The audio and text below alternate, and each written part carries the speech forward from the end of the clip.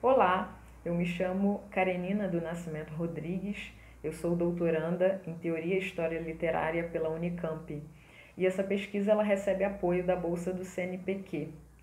Hoje eu vou falar um pouco para vocês sobre as docenas de Lope de Vega. O Lope de Vega, como muitos de vocês devem saber, ele foi poeta e escritor de comédias espanhol do século XVII. E o que seriam as docenas? As docenas são edições de fólio contendo 12 peças. Eu levantei docenas de 1611 a 1625 a fim de indiciar algumas recorrências de cânone editorial, da materialidade do livro, de temáticas e de estilo, principalmente daquelas docenas que passaram pelo crivo do próprio Lope. Então, a questão central do meu trabalho é tentar reconstruir uma legibilidade de época que foi perdida com as edições posteriores, que não mais publicavam essas comédias em 12 peças, nessa ordem de leitura e nessa possível unidade que poderia ter na época de Lope.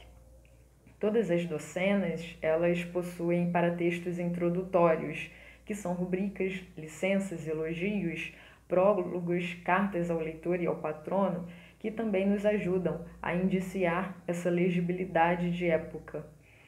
Outra coisa é que as peças eram impressas em versos dramáticos, não em prosa, como também há edições posteriores que publicam essas peças em prosa e não em versos dramáticos, e a gente perde a métrica e a politicidade dos versos. A docena principal da minha pesquisa é a docena de novena parte, que foi a primeira docena organizada por Lope. Ela foi impressa em 1617 em Madrid por Francisca de Medina. A Francisca de Medina, ela aparece no frontispício como viúva de Alonso Martim de Balboa, que também era impressor. Outro foco da minha pesquisa são as mulheres engenhosas, que Lope aborda nessas 12 peças. E, curiosamente, essa edição, essa impressão de Francisca é de Francisca de Medina, que era uma mulher erudita. Nos frontispícios dessas docenas, a gente percebe que o Lope teve desejo em vida de imprimir as suas comédias, principalmente depois de se tornar clérigo e familiar do Santo Ofício, o que deu a essas comédias relevância e respeitabilidade social, algo também que foi perdido com as edições posteriores, que não tinham mais esse índice de relevância. No prólogo da novena parte, o Lope diz imprimir as 12 peças como forma de compensar a profusão de impressos feitos em seu nome, que descaracterizavam suas intenções e estilo. Então ele retoma uma tópica irônica de Arte Nuevo, um texto também importante para a gente entender as comédias e a forma de fazer comédias de Lope.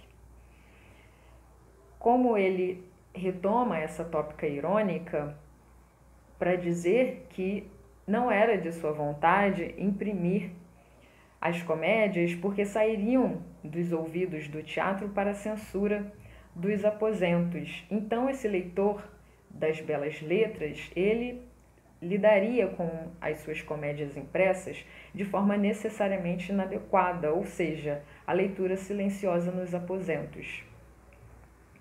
A edição que a gente estuda de Arte Nuevo é uma edição de 1605, uma edição de Lisboa, de Domingos Fernandes. Embora a crítica literária, os estudos posteriores, tem como a edição mais recuada a de 1609, uma edição espanhola. Embora a gente tenha percebido que essa edição lisboeta de 1605 partiu dos mesmos modelos de manuscritos das edições contemporâneas a Lope. E é essa edição que a gente escolheu para ter como referência. Na docena, da novena parte, essa primeira docena, organizada pelo Lope, a gente percebe que o foco na natureza moral de espelho de costumes, sem vulgaridade, segundo os decoros temáticos da tradição de Terêncio, possibilita que as comédias passem pela censura sem ressalvas dos censores régios. Muitos desses censores fazem, inclusive, elogio ao estilo empregado no desenvolvimento das personagens no gênero de comédia de Lope, tornando moralmente excelente um gênero considerado menor que a tragédia por essas pessoas que seguem a tradição poética aristotélica das belas letras. Considerando os enredos reunidos e sua ordem de leitura na novena parte, fica uma pista de como Lope conecta as comédias à função formativa dos espelhos de príncipe.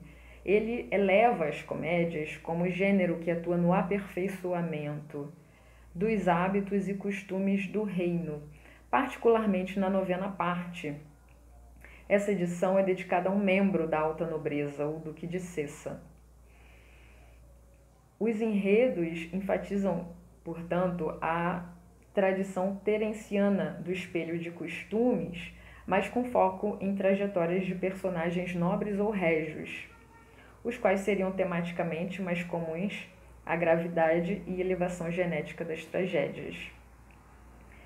Então, para ir terminando a minha apresentação, eu tenho como objetivo, então, investigar os parâmetros de relevância historicamente localizados para a comédia enquanto espelho dos costumes de seu tempo, que tem como propósito, então, reformar os costumes.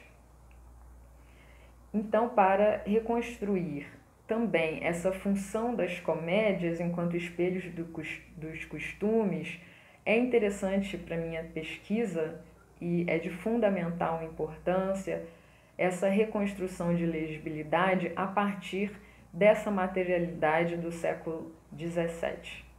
Então eu vou terminar por aqui, eu espero que eu tenha passado um pouco, tenha ficado claro um pouco a minha pesquisa.